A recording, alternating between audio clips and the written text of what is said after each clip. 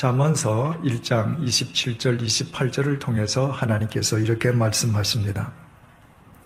너희의 두려움이 광풍같이 임하겠고 너희의 재앙이 폭풍같이 이르겠고 너희에게 근심과 슬픔이 임하리니 그때에 너희가 나를 부르리라. 그래도 내가 대답하지 아니하겠고 부지런히 나를 찾으리라. 그래도 나를 만나지 못하리라. 그런가 하면 미가서 3장 4절은 또 이렇게 증언합니다. 그때에 그들이 여호와께 부르짖을지라도 응답하지 아니하시고 그들의 행위가 악했던 만큼 그들 앞에 얼굴을 가리시리라. 이 세상의 모든 인간은 자신의 기도가 한 말도 빠짐없이 고스란히 하나님께 상달되기를 바랍니다.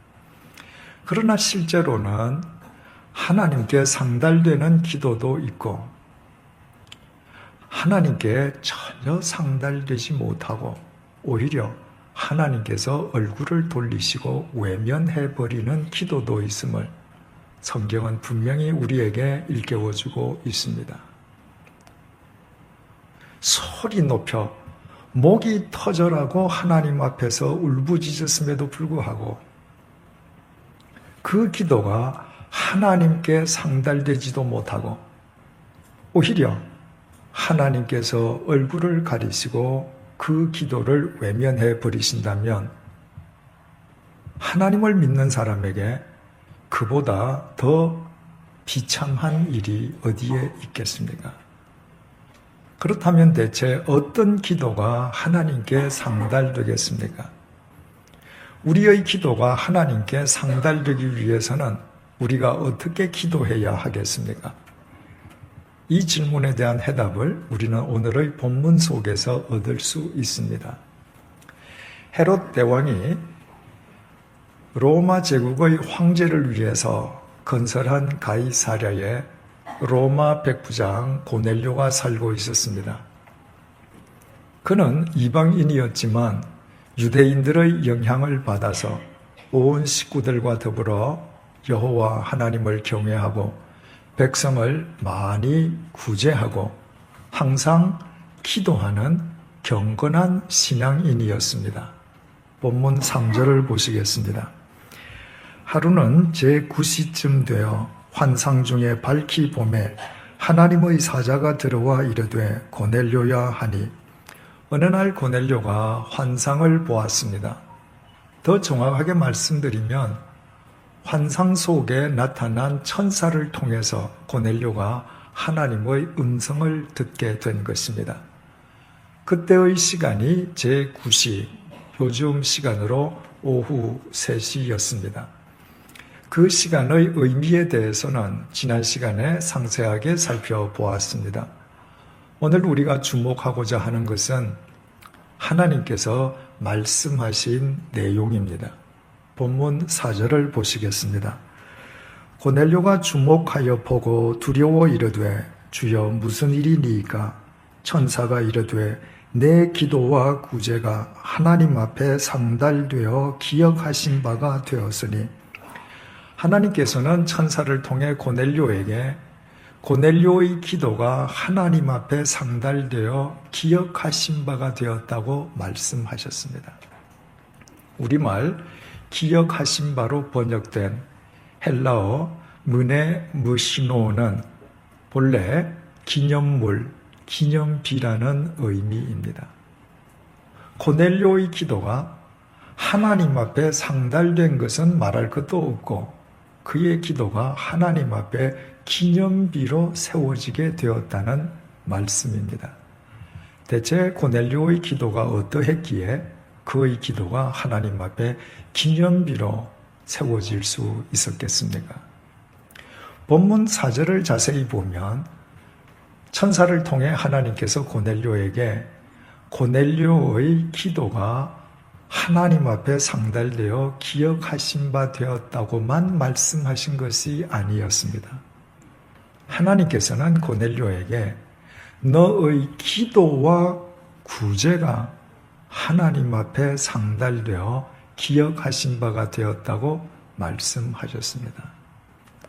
하나님에게 상달된 것은 고넬료의 기도만이었던 것이 아니라 구제와 병행된 기도였던 것입니다.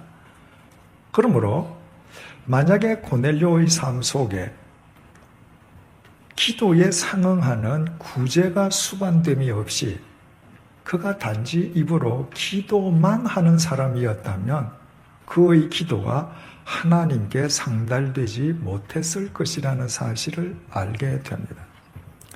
본문에서 우리말 구제로 번역된 헬라어 엘레 에모시네라고 하는 단어는 구제 행위 그 자체를 의미하는 단어라기보다는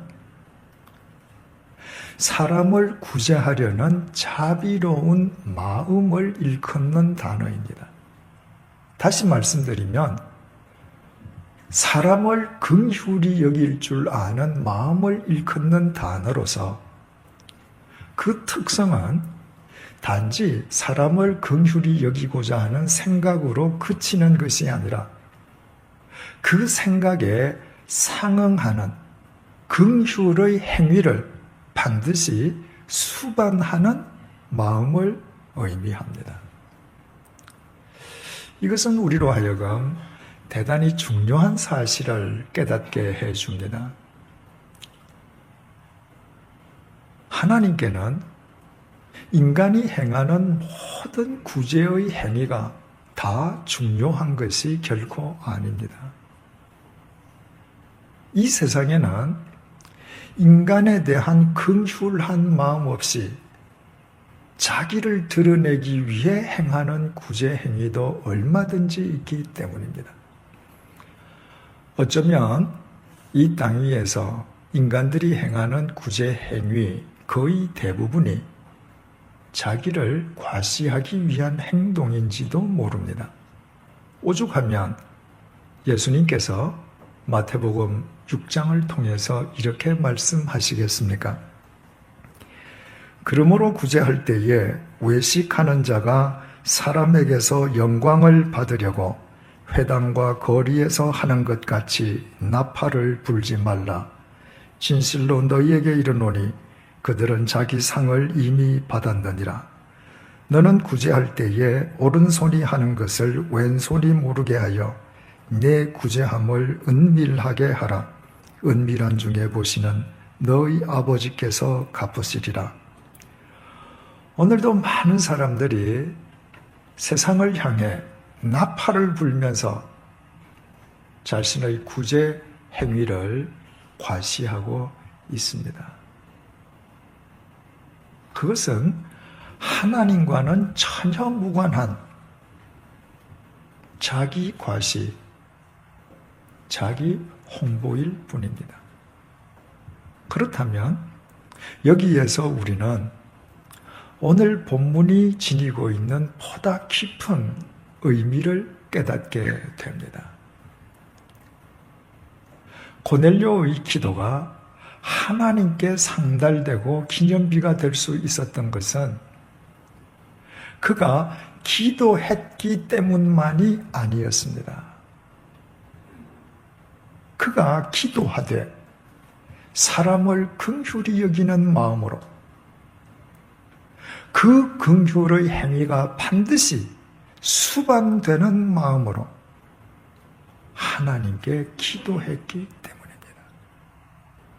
그런 마음으로 기도하는 사람, 사람을 긍휼히 여기고 긍휼의 행위가 수반되는 엘레 에모시네의 마음으로 기도하는 사람의 기도가 남이 어떻게 되든 상관없이 단지 자신의 욕망만을 추구하는 이기적인 기도일 수가 있겠습니까?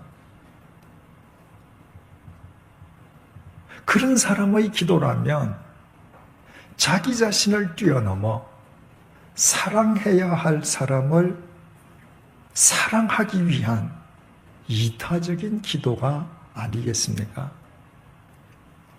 단 한 사람이라도 더 많은 사람들과 더불어 살기 위해서 되어져야 할 새로운 존재가 되기 위한 성숙한 기도가 아니겠습니까?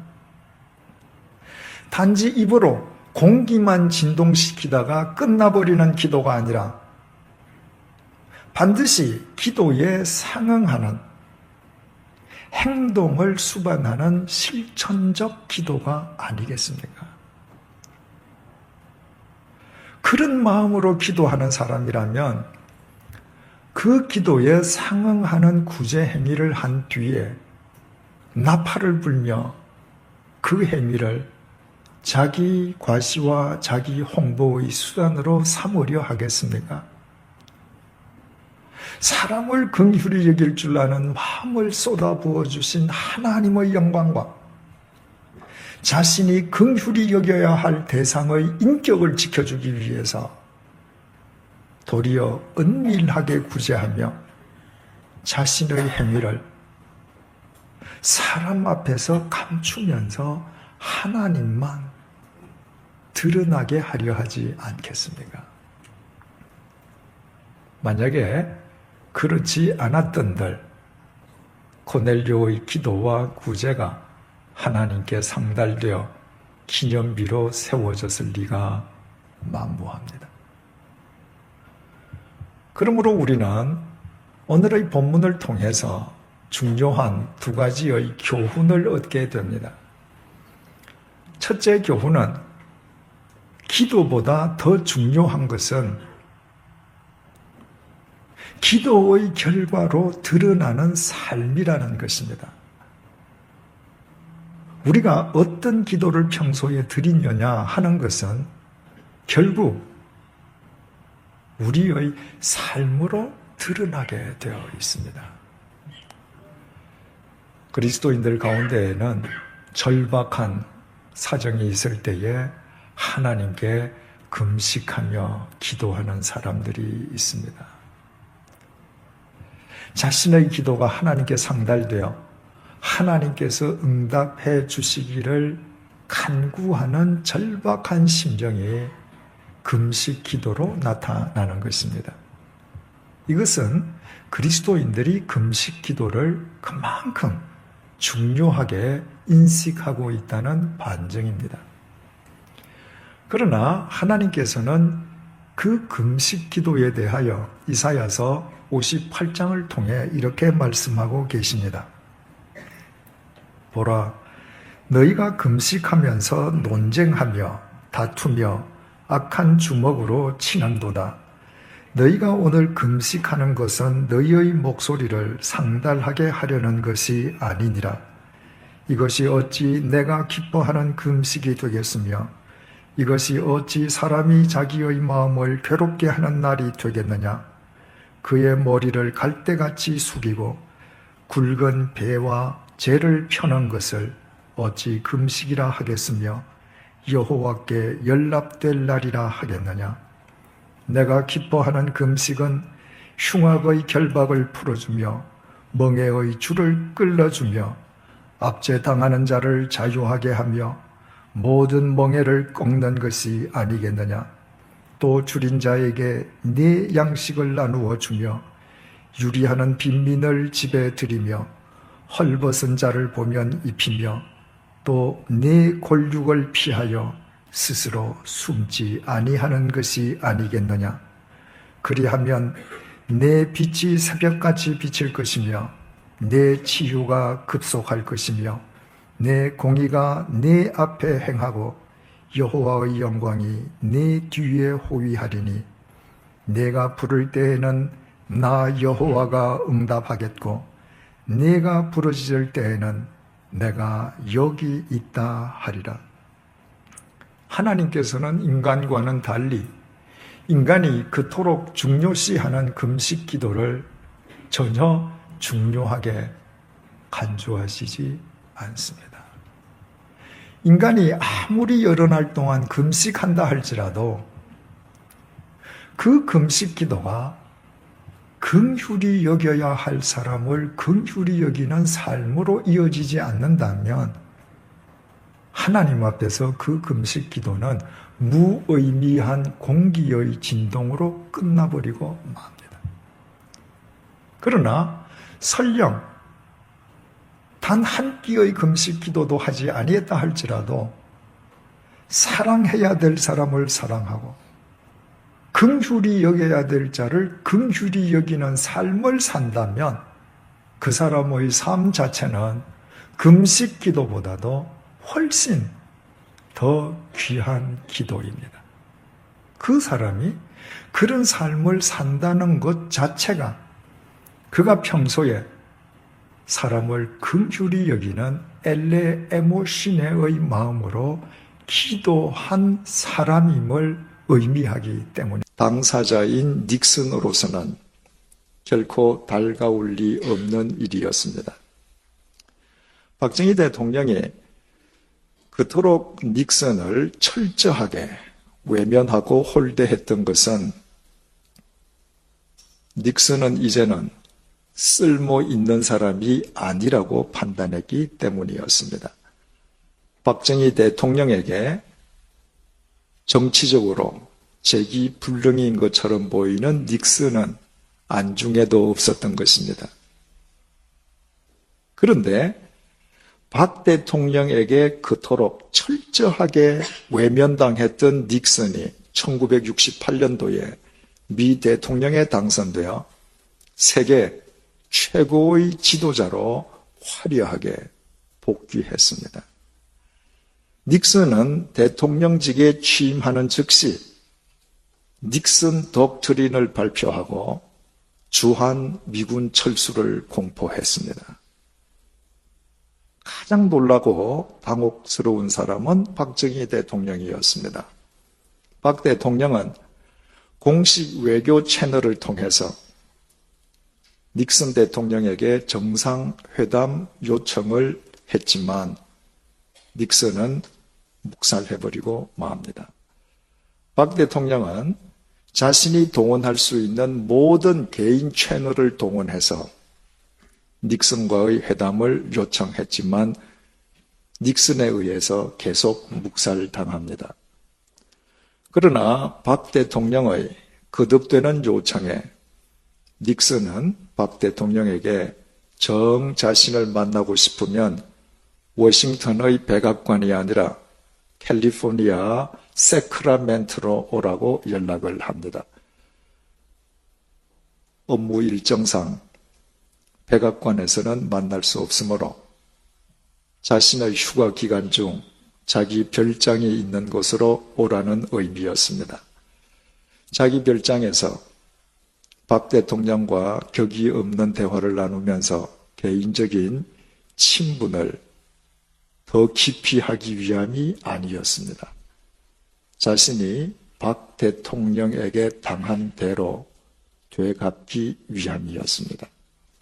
마침내 1969년 8월 20일 박정희 대통령은 닉슨이 지정한 캘리포니아 세크라멘토로 날아갔습니다. 사전에 닉슨 대통령은 박정희 대통령의 숙소 겸 정상회담 장소로 이용될 예정이었던 세인트 프란시스 호텔 현관에서 박 대통령을 영접하기로 약속되어 있었습니다. 그러나 박정희 대통령이 프란시스 호텔 현관에 도착했을 때 닉슨은 그곳에 나타나지 않았습니다. 닉슨 대통령은 외교 관례를 무시하고 회담 장소에서, 그것도 회담 장소 입구가 아니라 자기 자리에서 박 대통령을 맞았습니다. 그날 밤에 닉슨 대통령이 박 대통령을 위해서 베푼 만찬에 참석한 미국의 강요는 미 국무장관 한 사람밖에 없었습니다. 닉슨 대통령이 다른 장관은 아예 초청조차 하지 않았기 때문이었습니다. 그러나 닉슨의 보복은 그것으로 끝나지 않았습니다. 1971년 3월 27일 미 제7사단을 한국에서 철수시키므로 미군이 한반도에 주둔한 지 23년 10개월 만에 한반도에서 미군을 철수시킨 최초의 대통령이 되었습니다. 그때 국가 안보와 국민의 생명을 책임진 통수권자로서 박정희 대통령이 겪었을 모멸감과 곤혹이 얼마나 컸겠습니까? 그리고 그 이후에 박정희 대통령이 자주 국방에 주력했던 심정을 10분 이해할 수 있습니다. 만약 박정희 대통령이 야인으로 방한한 닉슨을 그토록 철저하게 외면하고 홀대하지 않았던들, 그를 마음속으로부터 지우고 버리지 않았던들, 대통령이 된 닉슨으로부터 박 대통령 개인적으로나 우리나라 국가적으로나 당하지 않을 수모를 겪은 것이었습니다. 한 나라의 지도자로 선출될 사람을 한순간 버린 결과가 이처럼 엄청나다면 하물며 하나님께서 보내신 구원자를 버린 결과야 두말에 무엇하겠습니까? 지금부터 3000년 전 다윗은 골리앗을 격파하고 블레셋의 침공으로부터 이스라엘을 구해내었습니다. 하지만 그로 인해 다윗을 라이발로 간주한 사울 왕의 칼날을 피해서 다윗은 오랜 기간 동안 피신 생활을 해야만 했습니다. 하지만 사울이 다윗을 죽이려 해서나 도리어 사울 자신이 죽고 사울 왕이 죽이려고 했던 다윗은 하나님에 의해 이스라엘 왕으로 세워졌습니다. 그때 다윗이 불렀던 노래가 시편 118편으로 알려지고 있습니다. 그 중에서 22절, 23절의 내용이 이렇습니다. 건축자가 버린 돌이 집 모퉁이의 머릿돌이 되었나니 이는 여호와께서 행하신 것이요 우리 눈에 기이한 바로다. 여기에서 건축자란 사울 왕을, 그리고 건축자가 버린 돌은 다윗 자신을 일컫습니다. 사울 왕은 자기 자신을 이스라엘 왕국의 건축자로 여기고 있었습니다. 이스라엘 왕국 건설에 관한 한 자기를 능가하는 건축가는 있을 수 없다는 자부심 속에서 살았습니다. 그렇기에 주의 만류에도 불구하고 집요하게 다윗을 죽이려고 했습니다. 소위 건축가 전문적인 관점에서 볼 때에 자기보다 더 신실하고 자기보다 하나님에게 더 충직한 다윗은 도움이기는커녕 오히려 자기 왕국의 걸림돌이나 간주했기 때문입니다. 사울 왕은 오직 다윗 한 사람을 죽이기 위해서 무려 3,000명에 이르는 특공대를 구성하고 이스라엘 전역을 샅샅이 훑고 다녔습니다. 삼권을 장악한 사울 왕이 그토록 다윗을 죽이기 위한 집념을 불태웠다면 다윗의 죽음은 시간 문제 아니겠습니까? 그러나 사울 왕이 버린 그 다윗을 하나님께서 취하시고 하나님께서는 그 다윗을 이스라엘 집 모퉁이의 돌, 즉 이스라엘 나라의 주춧돌로 삼으셨습니다. 다윗의 그 올곧은 믿음, 흔들림 없는 중심, 수정처럼 맑은 그 영혼을 주춧돌 삼아 이스라엘을 세우신 것입니다. 사울 왕이 수단과 방법을 가리지 않고 다윗을 죽이려고 하는 상황 속에서 하나님께서 행하시지 아니하셨다면 결코 있을 수 없는 일이었습니다.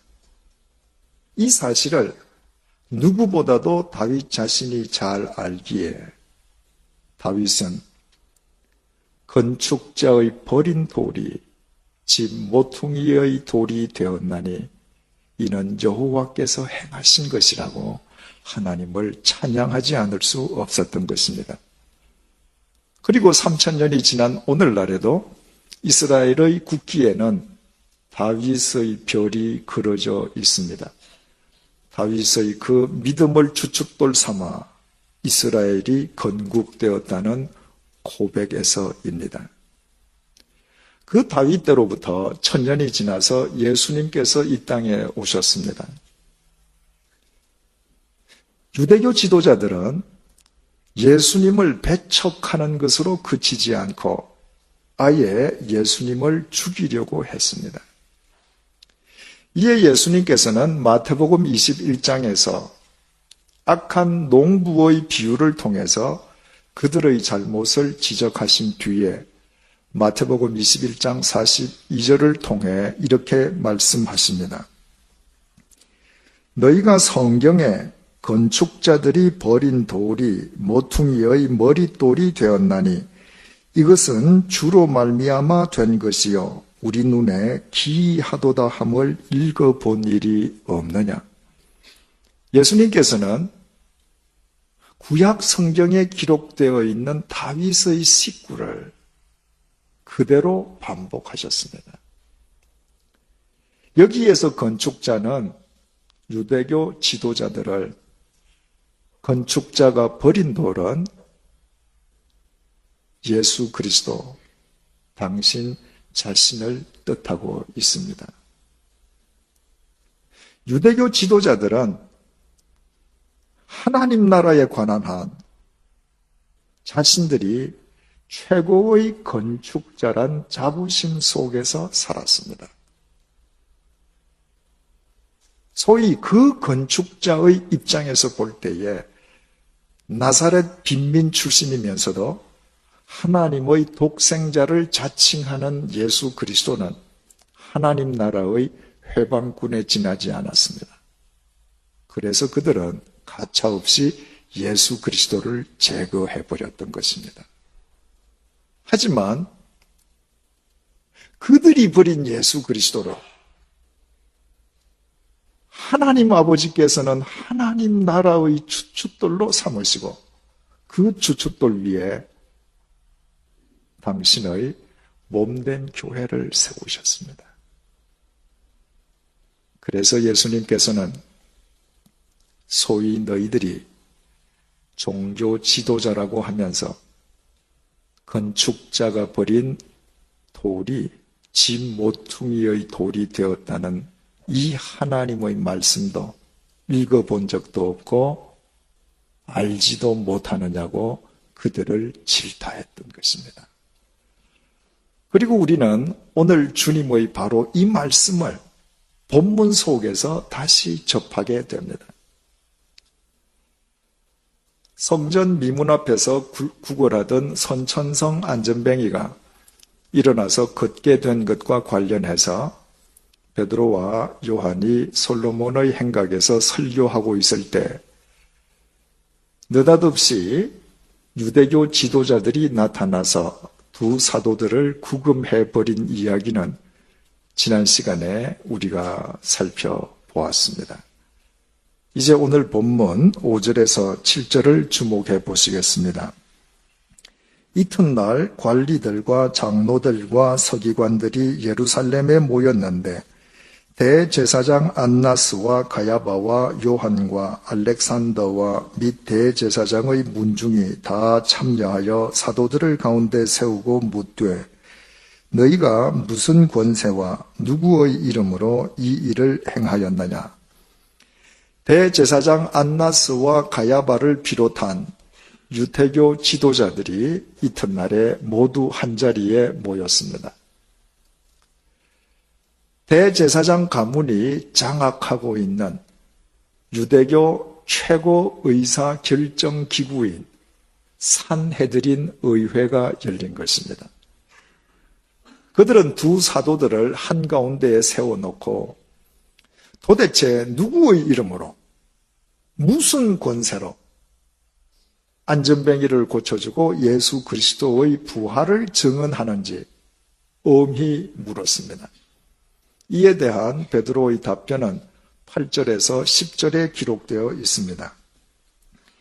이에 베드로가 성령이 충만하여 이르되 백성의 관리들과 장로들아, 만일 병자에게 행한 착한 일에 대하여 이 사람이 어떻게 구원을 받았느냐고 오늘 우리에게 질문한다면 너희와 모든 이스라엘 백성들은 알라.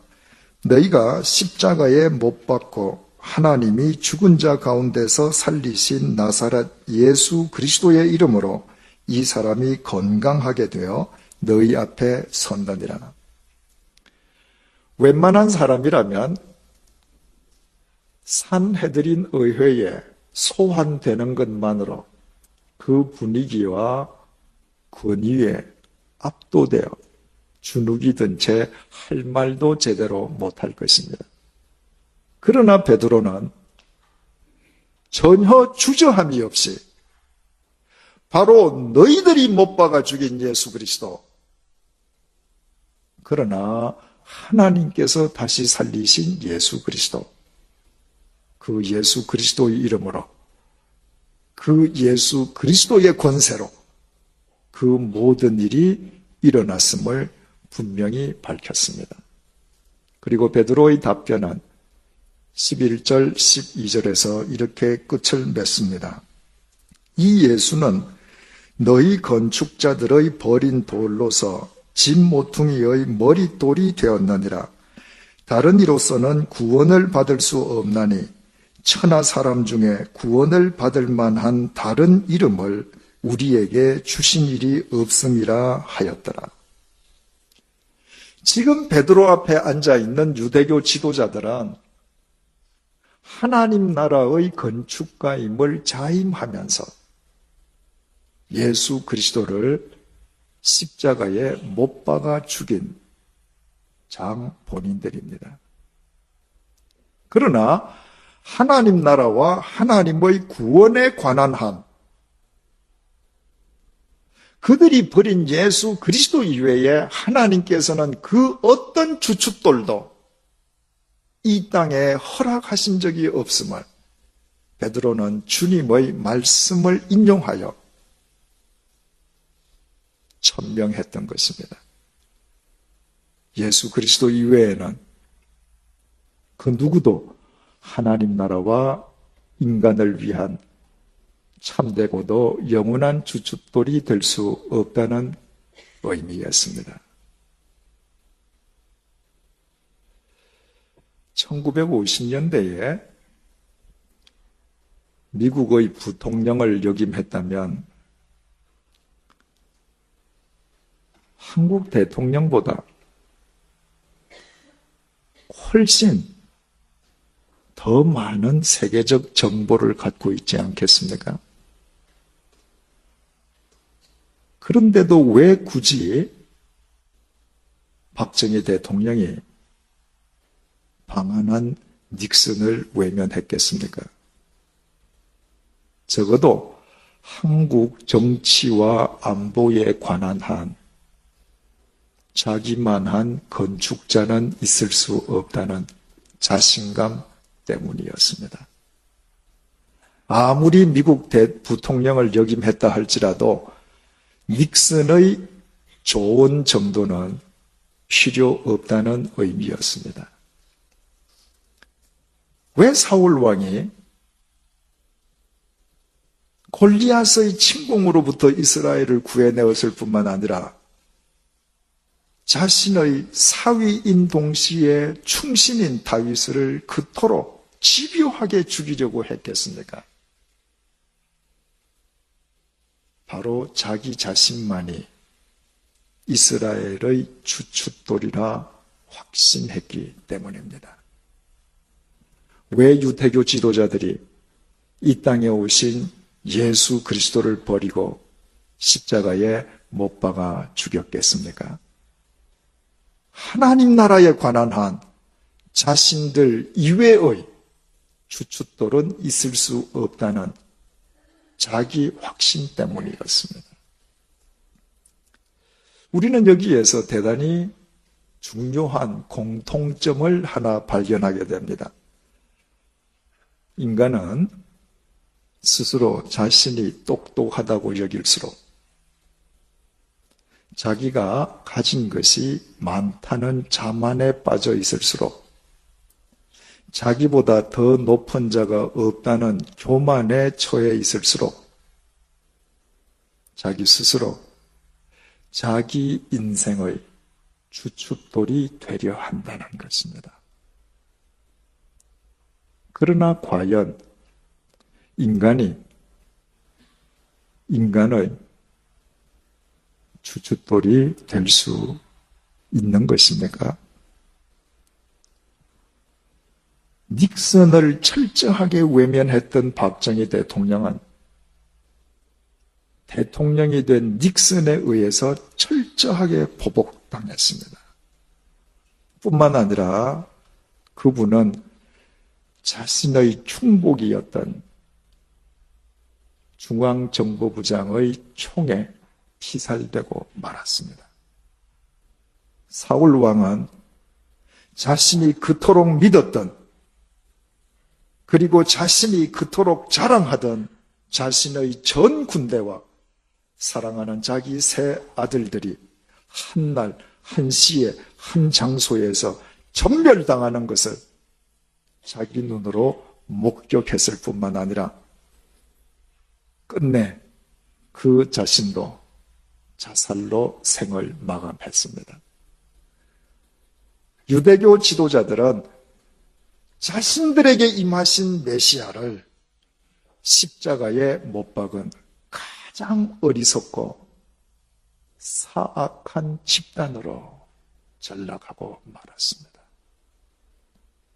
인간은 그 어떤 경우에도 자신을 위해서든 타인을 위해서든 인간을 위한 인간의 주춧돌이 될 수 없습니다. 인간의 그 어떤 사상이나 철학도 인간을 위한 영원한 주춧돌이 될 수는 없습니다. 인간이 하나님 나라의 주춧돌이 될 수는 더더욱 없습니다. 그렇지 않습니까? 죽음을 코끝에 달고 다니는 이 유한한 인간이 대체 그 누구의 주춧돌이 될 수 있으며 어떻게 하나님 나라의 주춧돌이 될 수 있겠습니까? 오직 죽음을 깨뜨리고 부활하신 예수 그리스도, 그분만 하나님 나라와 인간의 영원한 주춧돌이 되십니다. 심히 안타까운 사실은 많은 그리스도인들이 주님을 믿는다라고 고백은 하면서도 삶의 현장에서는 주님을 버리고 살아간다는 것입니다. 우리의 가정과 우리의 가족 관계는 어떻습니까?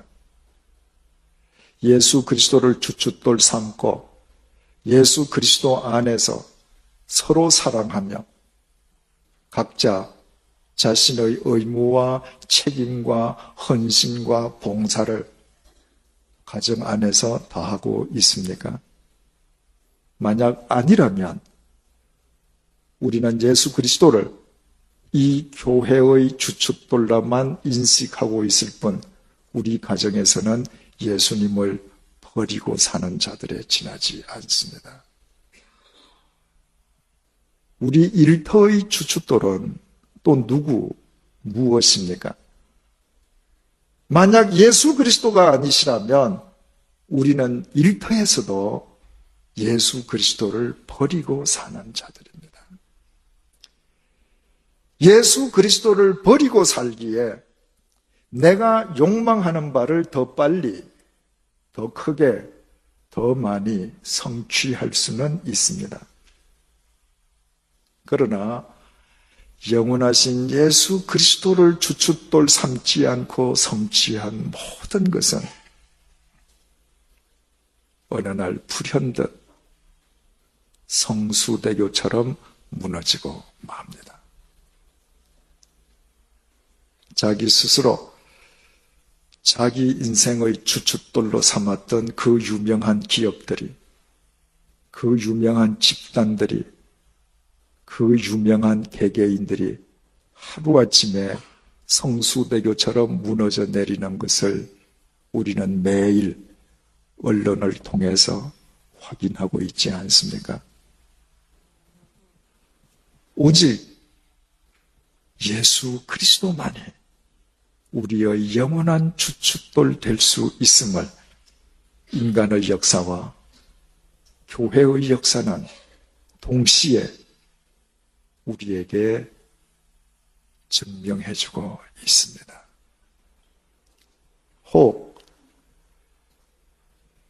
주님의 말씀을 쫓아 주님을 위해 살았음에도 불구하고 누구보다도 주님을 중심으로 살았음에도 불구하고 그로 인해 오히려 주위 사람으로부터 소외당하거나 따돌림을 받고 계시는 분이 계십니까?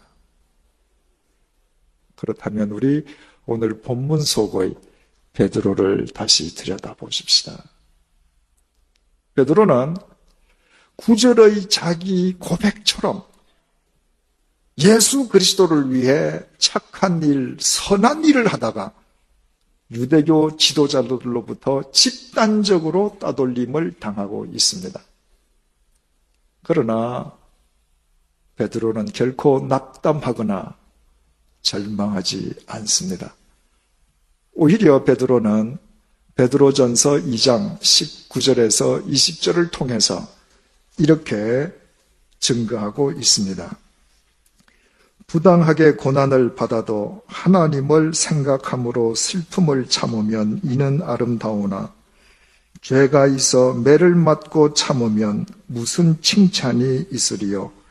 그러나 선을 행함으로 고난을 받고 참으면 이는 하나님 앞에 아름다우니라. 우리가 주님을 위해 살기 때문에 주님 때문에 버림받고 고난받는다면 그것은 아름다운 일이라고 베드로는 단언하고 있습니다. 어떻게 그것이 아름다운 일일 수 있습니까? 주님을 섬기다가 주님 때문에 버림받는 바로 그곳에 세상이 버린 예수 그리스도께서 그와 함께 해주시기 때문입니다. 내가 주님 때문에 세상으로부터 버림받는 것은 세상이 버린 예수 그리스도와의 유대와 연대를 더 깊이 하는 것이기에 믿는 자에게 그보다 더 아름다운 일은 없다고 베드로는 확신에 차서 일러주고 있습니다. 사랑하는 교우 여러분, 물거품보다 더 허망한 나의 욕망을 주춧돌로 삼던 어리석음을 버리십시다.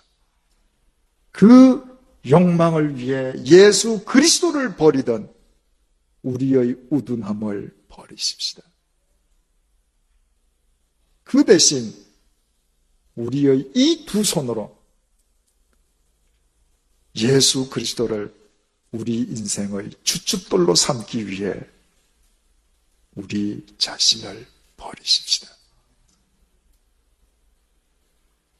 닉슨은 박정희 대통령에게 당했던 대로 보복했지만 우리 주님께서는 결코 보복하시지 않습니다.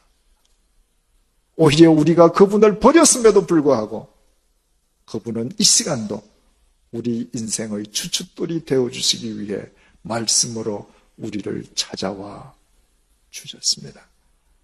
박 대통령에게 보복을 가했던 닉슨 대통령은 워터게이트 사건으로 인해 미 대통령직에서 사임하는 최초의 수치스러운 대통령으로 기록되었지만 우리 주 예수 그리스도께서는 영원하신 하나님의 우편에서 영원한 부활주로 계십니다.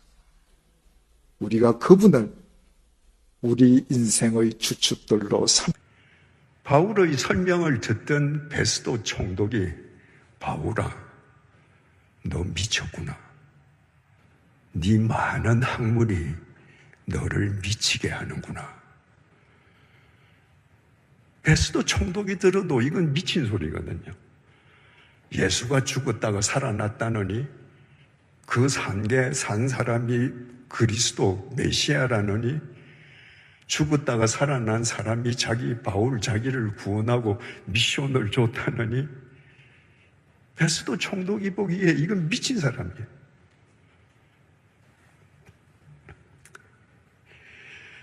바울이 사도행전 26장 25절을 통해서 이렇게 답합니다. 바울이 이르되 베스도 각하여 내가 미친 것이 아니요 참되고 온전한 말을 하나이다. 나는 사람에게는 미친 소리 하지 않습니다. 나는 당신에게 참되고 온전한 말을 지금 하고 있습니다. 말이 적으나 많으나 당신뿐만 아니라 오늘 내 말을 듣는 모든 사람도 다 이렇게 결박된 것 외에는 나와 같이 되기를 하나님께 원하나이다. 당신들 모두 내가 이렇게 결박된 것 그것만 빼고 여러분들도 하나님께 미치기를 원합니다. 여러분, 신앙의 성숙이 뭔지 아십니까? 성숙한 신앙은 하나님께는 미쳐서 살고 사람에게는 지극히 이성적이고 온전한 정신으로 말하는 사람들입니다. 그 사람들의 말이 복음의 정언이 되는 것입니다. 여러분, 하나님께 미쳐서 삽니까? 여러분들이 하나님께 미쳐 있지 않다면 제가 단언합니다. 여러분은 하나님 뜻대로 살 수 없습니다. 하나님한테 미친 사람만 하나님 뜻대로 살 수 있습니다. 본문 14절입니다. 그리스도의 사랑이 우리를 강권하시는도다. 그리스도의 사랑이 우리를 강권하시는도다. 쉬내코 사로잡고 계신다 이 말입니다. 그리스도의 사랑이 나를 사로잡고 계십니다. 그래서 나는 미쳐 삽니다. 어떤 사랑? 그리스도의 사랑이 우리를 강권하시는도다. 우리가 생각하건대 한 사람이 모든 사람을 대신하여 죽었은즉 모든 사람이 죽은 것이라. 어떤 그리스도의 사랑이 바울을 사로잡아서 하나님께 미쳐서 살게 했는가? 주님 한 사람이 모든 사람을 위해 대신 죽으셨는데 그 모든 사람 속에 바울 자신도 포함되어 있다는 걸 깨달았던 것입니다. 여러분, 죄의 싹은 사망입니다. 죄인은 다 죽어야 합니다. 우리 다 알죠? 그런데 이 세상 누가 죄의 싹은 사망이라고 해서 자기 죄를 위해서 스스로 죽겠다는 사람이 어디 있습니까? 없습니다. 자기 죄로 죽을 사람 한 사람도 없습니다. 그래서 예수님께서 대신 죽어주신 것입니다. 그 사랑이 지금 사도 바울을 사로잡고 있습니다. 예수님께서 바울의 죄값을 대신 치러주시기 위해서 십자가의 제물이 되어서 바울 대신 죽임만 당하셨다. 그러면 바울의 죄값은 해결될는지 모르지만 바울을 공동묘지 너머로 주님께서 인도하실 수는 없습니다. 그래서 15절이 이렇게 증언합니다. 그가 모든 사람을 대신하여 죽으심은 살아있는 자들로 하여금 다시는 그들 자신을 위하여 살지 않고 오직 그들을 대신하여 죽었다가 다시 살아나신 이를 위하여 살게 하려 하심이라. 주님께서 모든 사람을 대신해서 제물이 되어 돌아가셨는데 그것으로 끝나지 않고 주님께서 사흘째 되는 날 죽음 한가운데에서 죽음을 깨트리고 다시 살아나셨습니다. 그래서 우리로 하여금 공동묘지에서 끝나버릴 허망한 삶이 아니라 공동묘지를 뛰어넘는 초월하는 새로운 생명의 삶을 살게 해 주신 것입니다. 그 사랑이 사도 바울을 사로잡고 있습니다. 그걸 깨닫는 순간부터 바울은 하나님께 미쳐 살지 않을 수 없었던 것입니다. 주님께서 우리를 대신하여 죽으셨기 때문에, 그리고 주님께서 우리를 위해서 부활하셨기 때문에 이제 우리가 부활하신 주님 안에서 새로운 삶을 산다고 우리가 공개적으로 선언한 예식이 세례식입니다. 여기에 계신 분들 대부분이 세례를 받으셨을 터인데, 여러분이 세례를 받으셨다는 것은 지금 바울이 고백한 이 고백을 내 삶으로 받아들이고 내 삶으로 실천하겠습니다를 선언한 것입니다. 바울은 로마서 6장 3절에서 5절을 통해서 세례를 이렇게 정의합니다. 무릇 그리스도 예수와 합하여 세례를 받은 우리는 그의 죽으심과 합하여 세례를 받은 줄을 알지 못하느냐. 그러므로 우리가 그의 죽으심과 합하여 세례를 받음으로 그와 함께 장사되었나니 이는 아버지의 영광으로 말미암아 그리스도를 죽은 자 가운데서 살리심과 같이 우리로 또한 새 생명 가운데서 행하게 하려 함이라.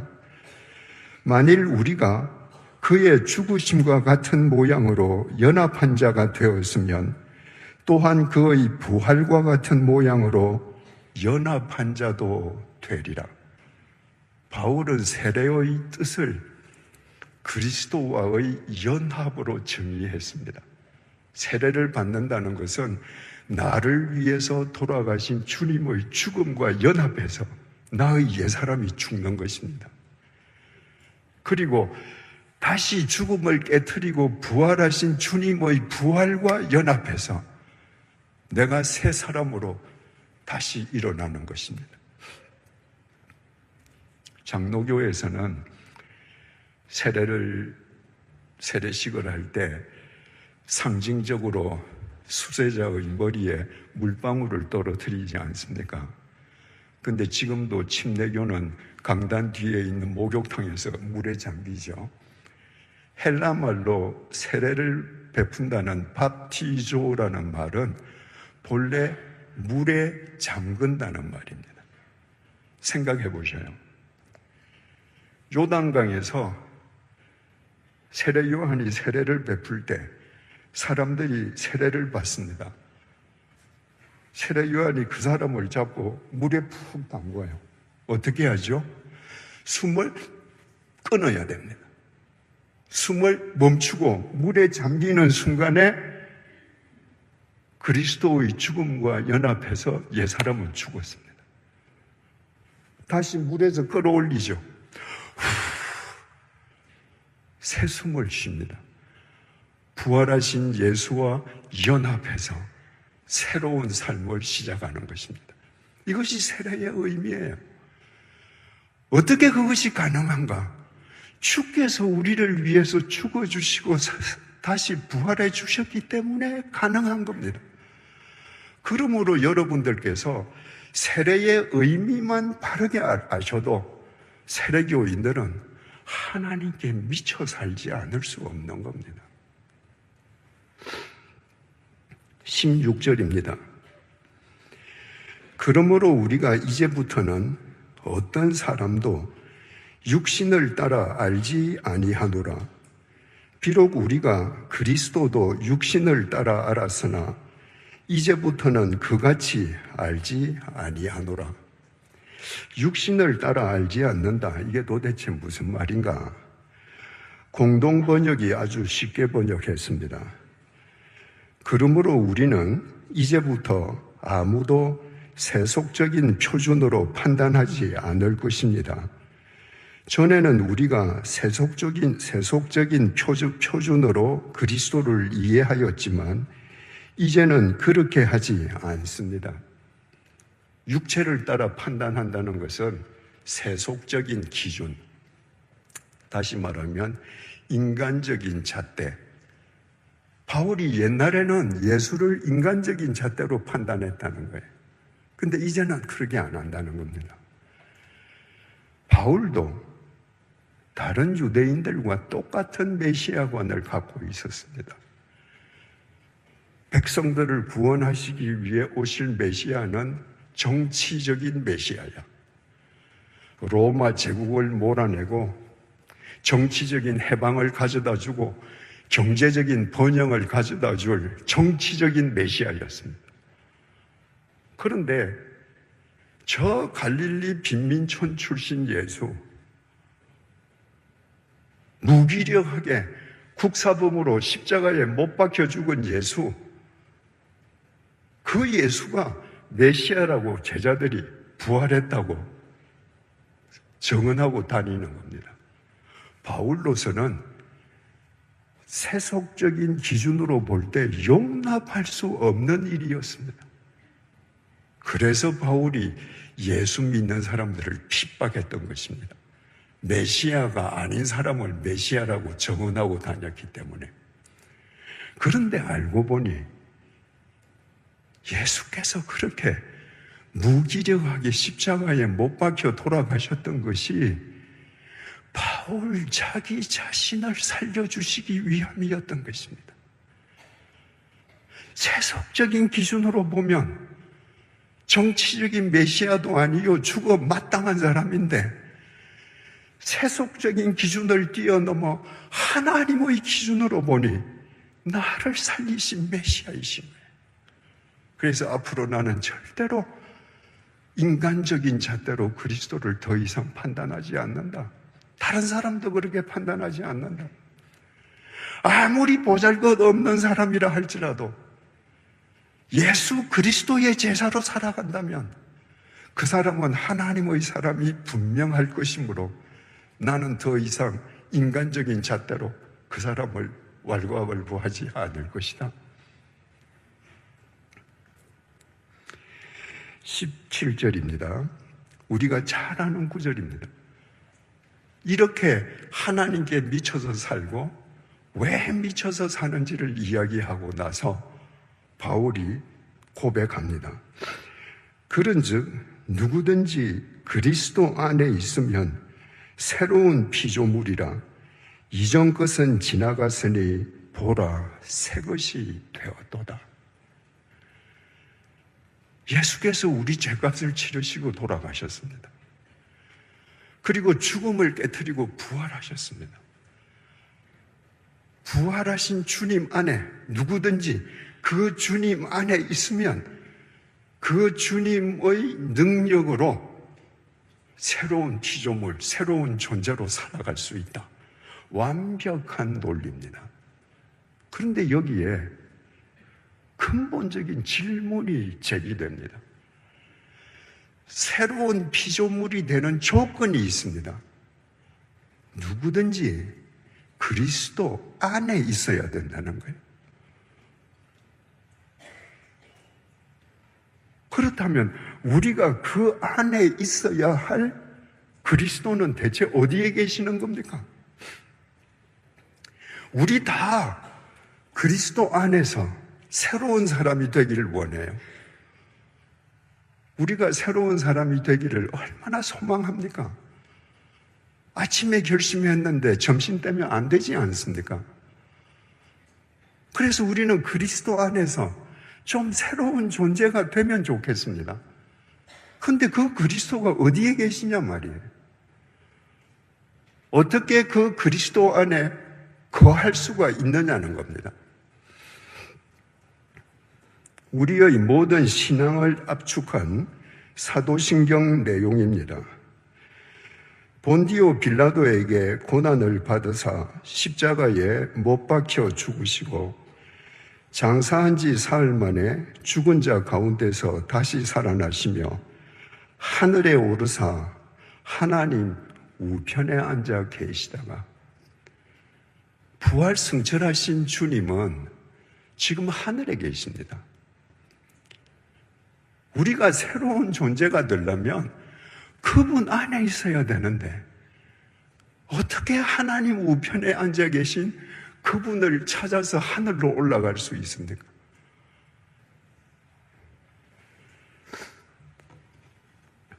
요한복음 1장 1절에서 3절입니다.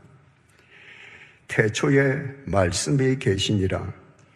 이 말씀이 하나님과 함께 계셨으니 이 말씀은 곧 하나님이시니라. 그가 태초에 하나님과 함께 계셨고 만물이 그로 말미암아 지은 바 되었으니 지은 것이 하나도 그가 없이는 된 것이 없느니라. 태초부터 하나님은 말씀으로 계셨다는 거예요. 그 말씀으로 천지를 창조하셨습니다. 하나님은 말씀이시고 말씀이 곧 하나님이세요. 요한복음 1장 14절입니다. 말씀이 육신이 되어 우리 가운데 거하심에 우리가 그의 영광을 보니 아버지의 독생자의 영광이요 은혜와 진리가 충만하더라. 태초부터 말씀으로 계신 하나님, 그 로고스, 그분이 인간의 몸을 입고 이 땅에 오셨는데 그분이 그리스도 예수라는 겁니다. 그러면 예수 그리스도 주님을 사랑한다는 건 뭐예요? 말씀을 사랑하는 겁니다. 말씀이 육신을 입고 이 땅에 오셨으니까 그 주님을 사랑하는 것은 그분의 말씀을 사랑하는 겁니다. 왜? 그 로고스가 주님이시고 주님이 말씀이시기 때문입니다. 그래서 주님께서 이렇게 말씀하십니다. 요한복음 14장 21절입니다. 나의 계명을 지키는 자라야 나를 사랑하는 자니 나를 사랑하는 자는 내 아버지께 사랑을 받을 것이요 나도 그를 사랑하여 그에게 나를 나타내리라. 얘들아, 나를 사랑한다는 게 뭔지 아니? 내 계명, 내 로고스를 지키는 거야. 내 말을 지키는 것이 나를 사랑하는 것이고 나아가서 아버지를 사랑하는 것이야. 그렇다면 우리 답을 얻었습니다. 누구든지 주 안에 있으면 새로운 피조물이나 그 안에 있어야 할 주님이 어디에 계시는가? 주님의 말씀입니다. 5장 17절을 다시 보겠습니다. 그런적은 뭐죠? 주님께서 우리를 위해서 죽임당하시고 부활하셔서 우리에게 새 길을 주셨은즉 누구든지 남녀노소 빈부 귀천 말할 것도 없고 바울처럼 교회를 짓밟던 예수의 대적까지 포함해서 누구든지 그 누구든지에는 두말할 것도 없이 저와 여러분도 포함됩니다. 그리스도 안에 있으면, 이제 주석을 가하자면 주님의 말씀 안에 있으면, 여러분, 주님의 말씀은 태초에 천지를 창조하신 말씀입니다. 내가 주님의 말씀 안에 있을 때 그 말씀이 나를 새롭게 빚으십니다. 누구든지 주님의 말씀 안에 있으면 새로운 피조물이라. 그 사람이 전에 그 사람이 아름답게 언행이 변해, 이게 아닙니다. 크티시스, 하나님 입장에서 보면 창조물이고 인간의 입장에서 보면 피조물입니다. 주님의 창조의 말씀 속에 있을 때, 말씀 속에 있다는 건 무슨 말이죠? 말씀대로 행하는 겁니다. 내가 말씀대로 행하면 그 말씀이 나를 사로잡고 나를 빚어요. 그러면 내가 생각이 바뀌고 내 마음이 선해지는 그런 약간의 변화가 아니라 아예 내가 그 말씀에 의해서 새로운 창조물로 빚어진다는 거예요. 이전 것, 예전의 나, 지나갔으니 과거형입니다. 내가 말씀 속에서 살아가는 한, 말씀을 행하는 한, 말씀이 나를 새롭게 빚기 시작하는 한, 과거의 나는 이미 없어졌습니다. 과거형입니다. 왜? 현재 진행형으로 하나님의 말씀이 나를 새롭게 빚고 있기 때문입니다. 보라, 보라. 우리나라 말